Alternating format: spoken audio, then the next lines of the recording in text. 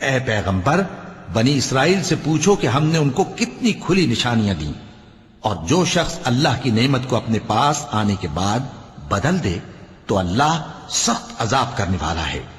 اور جو کافر ہیں ان کے لیے دنیا کی زندگی خوشنما کر دی گئی ہے اور وہ مومنوں سے تمسخر کرتی ہیں، لیکن جو پرہیزگار ہیں وہ قیامت کے دن ان سے اوپر ہوں گے، اور اللہ جس کو چاہتا ہے بے حساب رزق دیتا ہے۔ پہلے تو سب لوگوں کا ایک ہی مذہب تھا، لیکن وہ آپس میں اختلاف کرنے لگے تو اللہ نے ان کی طرف بشارت دینے والے اور ڈر سنانے والے پیغمبر بھیجے اور ان پر سچائی کے ساتھ کتابیں نازل کی تاکہ جن امور میں لوگ اختلاف کرتے تھے ان کا ان میں فیصلہ کر دے۔ اور اس میں اختلاف بھی انہی لوگوں نے کیا جن کو کتاب دی گئی تھی، باوجود کہ ان کے پاس کھلے ہوئے احکام آ چکے تھے، اور یہ اختلاف انہوں نے صرف آپس کی ضد سے کیا۔ تو جس امر حق میں وہ اختلاف کرتے تھے اللہ نے اپنی مہربانی سے مومنوں کو اس کی راہ دکھا دی، اور اللہ جس کو چاہتا ہے سیدھا رستہ دکھا دیتا ہے۔ کیا تم یہ خیال کرتے ہو کہ یوں ہی بہشت میں داخل ہو جاؤ گے، اور ابھی تم کو پہلے لوگوں کی سی مشکلیں تو پیش آئی ہی نہیں؟ ان کو بڑی بڑی سختیاں اور تکلیفیں پہنچیں اور وہ صعوبتوں میں ہلا ہلا دیے گئے، یہاں تک کہ پیغمبر اور مومن لوگ جو ان کے ساتھ تھے سب پکار اٹھے کہ کب اللہ کی مدد آئے گی۔ دیکھو اللہ کی مدد ان قریب آیا چاہتی ہے۔ اے نبی، لوگ تم سے پوچھتے ہیں کہ اللہ کی راہ میں کس طرح کا مال خرچ کریں۔ کہہ دو کہ جو چاہو خرچ کرو، لیکن جو مال خرچ کرنا چاہو وہ درجہ بدرجہ اہل استحقاق یعنی ماں باپ کو اور قریب کے رشتہ داروں کو اور یتیموں کو اور محتاجوں کو اور مسافروں کو سب کو دو، اور جو بھلائی تم کرو گے اللہ اس کو جانتا ہے۔ اے پیغمبر، لوگ تم سے عزت والے مہینوں میں لڑائی کرنے کے بارے میں دریافت کرتے ہیں، کہہ دو کہ ان میں لڑنا بڑا گناہ ہے، اور اللہ کی راہ سے روکنا اور اس سے کفر کرنا اور مسجد حرام یعنی خانہ کعبہ میں جانے سے بند کرنا اور اہل مسجد کو اس میں سے نکال دینا جو یہ کفار کرتے ہیں، اللہ کے نزدیک اس سے بھی زیادہ گناہ ہے، اور فتنہ انگیزی خونریزی سے بھی بڑھ کر ہے۔ اور یہ لوگ ہمیشہ تم سے لڑتے رہیں گے، یہاں تک کہ اگر مقدور رکھیں تو تم کو تمہارے دین سے پھیر دیں، اور جو کوئی تم میں سے اپنے دین سے پھر کر کافر ہو جائے گا اور کافر ہی مرے گا تو ایسے لوگوں کے اعمال دنیا اور آخرت دونوں میں برباد ہو جائیں گے، اور یہی لوگ دوزخ میں جانے والے ہیں جس میں ہمیشہ رہیں گے۔ جو لوگ ایمان لائے اور اللہ کے لیے وطن چھوڑ گئے اور کفار سے جنگ کرتے رہے وہی اللہ کی رحمت کے امیدوار ہیں، اور اللہ بخشنے والا ہے، رحمت کرنے والا ہے۔ اے پیغمبر، لوگ تم سے شراب اور جوئے کا حکم دریافت کرتے ہیں، کہہ دو کہ ان میں گناہ بڑے ہیں اور لوگوں کے لیے کچھ فائدے بھی ہیں، مگر ان کے گناہ فائدوں سے کہیں زیادہ ہیں۔ اور یہ بھی تم سے پوچھتے ہیں کہ اللہ کی راہ میں کون سا مال خرچ کریں، کہہ دو کہ جو ضرورت سے زیادہ ہو۔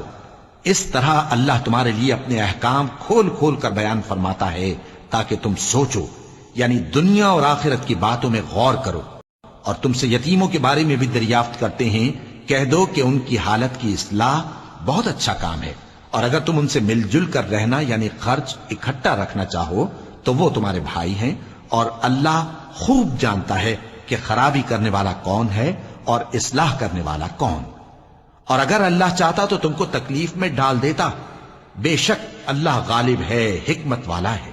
اور مومنوں، مشرک عورتوں سے جب تک وہ ایمان نہ لائیں نکاح نہ کرنا، کیونکہ مشرک عورت خواہ تم کو کیسی ہی بھلی لگے اس سے مومن لونڈی بہتر ہے، اور اسی طرح مشرک مرد جب تک ایمان نہ لائیں مومن عورتوں کو ان کی زوجیت میں نہ دینا، کیونکہ مشرک مرد سے خواہ وہ تم کو کیسا ہی بھلا لگے مومن غلام بہتر ہے۔ یہ مشرک لوگوں کو دوزخ کی طرف بلاتے ہیں، اور اللہ اپنی مہربانی سے بہشت اور بخشش کی طرف بلاتا ہے، اور اپنے حکم لوگوں سے کھول کھول کر بیان کرتا ہے تاکہ نصیحت حاصل کرے۔ اور تم سے حیض کے بارے میں دریافت کرتے ہیں، کہہ دو وہ تو نجاست ہے، سو ایام حیض میں عورتوں سے کنارہ کش رہو، اور جب تک وہ پاک نہ ہو جائیں ان سے مقاربت نہ کرو۔ ہاں، جب وہ پاک ہو جائیں تو جس طریق سے اللہ نے تمہیں ارشاد فرمایا ہے ان کے پاس جاؤ، کچھ شک نہیں کہ اللہ توبہ کرنے والوں اور پاک صاف رہنے والوں کو دوست رکھتا ہے۔ تمہاری عورتیں تمہاری کھیتی ہیں، تو اپنی کھیتی میں جس طرح چاہو جاؤ، اور اپنے لیے نیک عمل آگے بھیجو، اور اللہ سے ڈرتے رہو، اور جان رکھو کہ ایک دن تمہیں اس کے روبرو حاضر ہونا ہے۔ اور اے پیغمبر، ایمان والوں کو بشارت سنا دو، اور اللہ کے نام کو اس بات کا ہیلا نہ بنانا کہ اس کی قسمیں کھا کھا کر سلوک کرنے اور پرہیزگاری کرنے اور لوگوں میں صلح و سازگاری کرانے سے رک جاؤ، اور اللہ سب کچھ سنتا ہے، جانتا ہے۔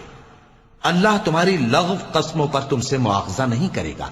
لیکن جو قسمیں تم قصد دلی سے کھاؤ گے ان پر مواخذہ کرے گا، اور اللہ بخشنے والا ہے، بردبار ہے۔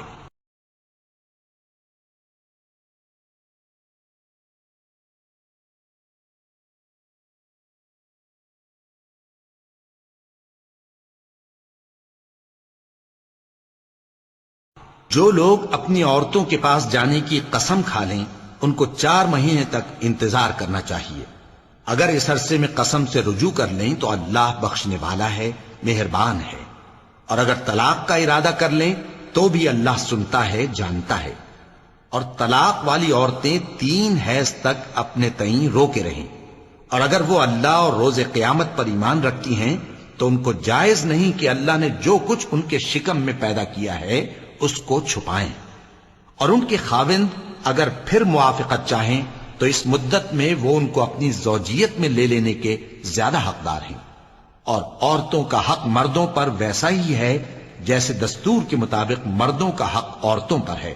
البتہ مردوں کو عورتوں پر 1 درجہ فضیلت ہے،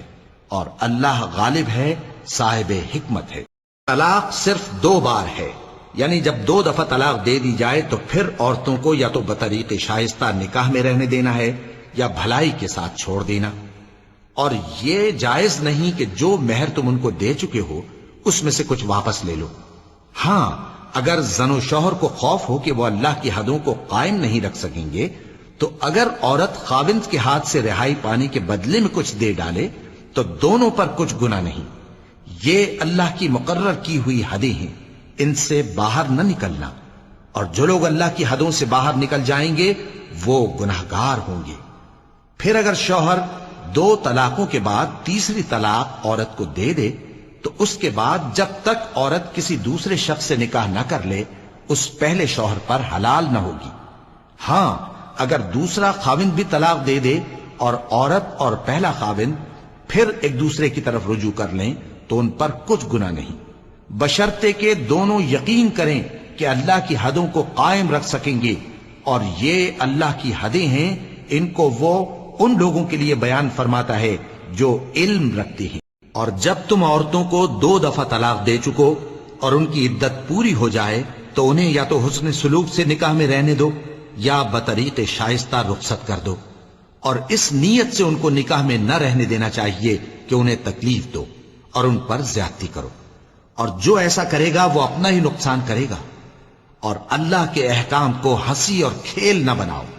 اور اللہ نے تم کو جو نعمتیں بخشی ہیں اور تم پر جو کتاب اور دانائی کی باتیں نازل کی ہیں جن سے وہ تمہیں نصیحت فرماتا ہے ان کو یاد کرو، اور اللہ سے ڈرتے رہو، اور جان رکھو کہ اللہ ہر چیز سے واقف ہے۔ اور جب تم عورتوں کو طلاق دے چکو اور ان کی عدت پوری ہو جائے تو ان کو اپنے شوہروں کے ساتھ جب وہ آپس میں جائز طور پر راضی ہو جائیں نکاح کرنے سے مت روکو۔ اس حکم سے اس شخص کو نصیحت کی جاتی ہے جو تم میں اللہ اور روز آخر پر یقین رکھتا ہے، یہ تمہارے لیے نہایت خوب اور بہت پاکیزگی کی بات ہے، اور اللہ جانتا ہے اور تم نہیں جانتے۔ اور مائیں اپنے بچوں کو پورے 2 سال دودھ پلائیں، یہ حکم اس شخص کے لیے ہے جو پوری مدت تک دودھ پلوانا چاہے، اور دودھ پلانے والی ماؤں کا کھانا اور کپڑا دستور کے مطابق باپ کے ذمے ہوگا۔ کسی شخص کو اس کی طاقت سے زیادہ تکلیف نہیں دی جاتی، تو یاد رکھو کہ نہ تو ماں کو اس کے بچے کے سبب نقصان پہنچایا جائے اور نہ باپ کو اس کی اولاد کی وجہ سے نقصان پہنچایا جائے، اور اسی طرح نان و نفقہ بچے کے وارث کے ذمے ہے۔ اور اگر دونوں یعنی ماں باپ آپس کی رضامندی اور صلاح سے بچے کا دودھ چھڑانا چاہیں تو ان پر کچھ گناہ نہیں، اور اگر تم اپنی اولاد کو دودھ پلوانا چاہو تو تم پر کچھ گناہ نہیں، بشرطے کہ تم دودھ پلانے والیوں کو دستور کے مطابق ان کا حق جو تم نے دینا کیا تھا دے دو، اور اللہ سے ڈرتے رہو اور جان رکھو کہ جو کچھ تم کرتے ہو اللہ اس کو دیکھ رہا ہے۔ اور جو لوگ تم میں سے مر جائیں اور عورتیں چھوڑ جائیں تو وہ عورتیں 4 مہینے اور 10 دن اپنے آپ کو روکے رہیں، اور جب یہ عدت پوری کر چکیں اور اپنے حق میں پسندیدہ کام یعنی نکاح کر لیں تو تم پر کچھ گناہ نہیں، اور اللہ تمہارے سب کاموں سے واقف ہے۔ اگر تم اشارے کنائے میں عورتوں کو نکاح کا پیغام بھیجو یا نکاح کی خواہش کو اپنے دلوں میں مخفی رکھو تو تم پر کچھ گناہ نہیں۔ اللہ کو معلوم ہے کہ تم ان سے نکاح کا ذکر کرو گے، مگر ایام عدت میں اس کے سوا کے دستور کے مطابق کوئی بات کہہ دو، پوشیدہ طور پر ان سے قول و قرار نہ کرنا، اور جب تک عدت پوری نہ ہو لے نکاح کا پختہ ارادہ نہ کرنا،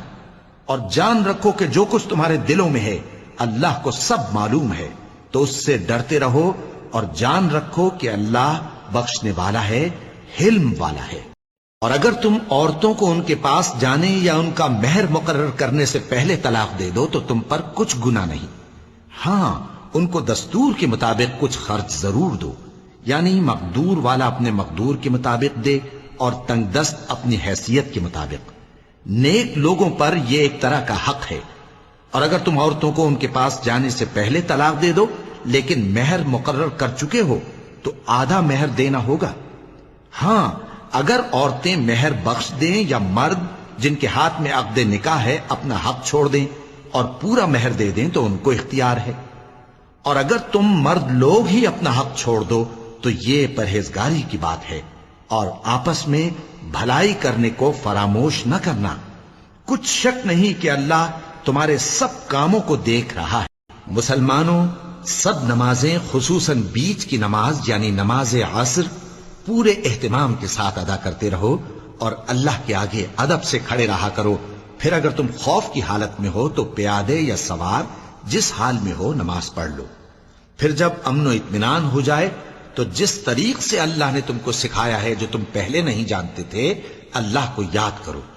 اور جو لوگ تم میں سے مر جائیں اور عورتیں چھوڑ جائیں وہ اپنی عورتوں کے حق میں وصیت کر جائیں کہ ان کو 1 سال تک خرچ دیا جائے اور گھر سے نہ نکالی جائیں۔ ہاں